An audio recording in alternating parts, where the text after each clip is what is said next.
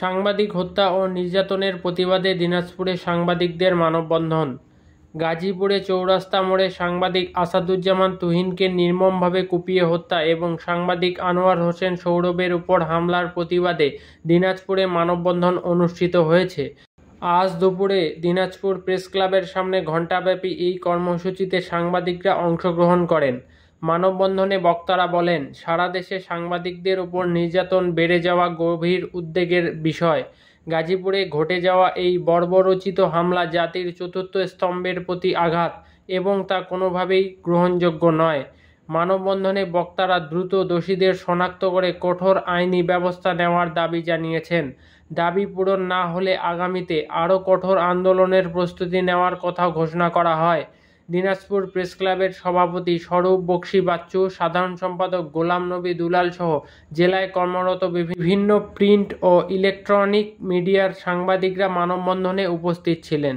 তাকে যখন ঘটে তখন কিছু দূরেই আপনার পুলিশ ছিল, কিন্তু পুলিশের ভূমিকা রহস্যজনক, তারা কোনো এগিয়ে আসেনি।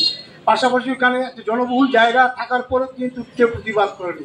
প্রতিবাদ না করার পিছনে একটাই কারণ সারা দেশের সন্ত্রাসীরা যেভাবে শুধু সাংবাদিক নয়, মানুষের স্বাভাবিক জীবনযাত্রায় যেভাবে বিষিয়ে তুলেছে এবং বিভিন্নভাবে তারা যেভাবে নির্যাতন নিপীড়ন চালাচ্ছে, এটা কিন্তু একটা দেশে আমরা যতই বলি না কেন যে পরিবর্তিত সময়ে আমরা একটা ভালো কিছু আশা করেছিলাম, কিন্তু সত্যি কথা বলতে কি অত্যন্ত ক্ষোভের সঙ্গে বলতে হয় যে চরম রাজনৈতিক যে দলগুলো আছে, পাশাপাশি অন্তর্বর্তীকালীন সরকার আছে, তারা চরম ব্যর্থ হয়েছে।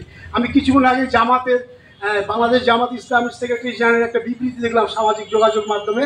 তিনি এই সরকারের আইন শৃঙ্খলা পরিস্থিতির চরম অবনতির কথা বলেছেন যেভাবে সাংবাদিককে সবার সামনে হত্যা করা হয়েছে, বিভিন্ন জায়গায় সাংবাদিক নির্যাতন নিপীড়ন চালানো হচ্ছে।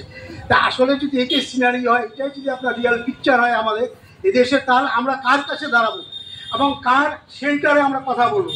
আজকাল অনেক বড় বড় সাংবাদিক আমাদের বলছে যে ফ্রিডম অফ প্রেসের কথা বলেছেন, বস্তুত কিন্তু আপনার সেটা কিন্তু একেবারেই নেই। আমরা কিন্তু আসলে সেভাবে আপনার খোলা মন নিয়ে এবং স্বাধীনভাবে আমরা আমাদের নিউজ করতে পারছি না। বিভিন্ন হয়রানি নির্যাতনের শিকার হচ্ছে, ভয়ভীতি সাংবাদিকদের করা হচ্ছে।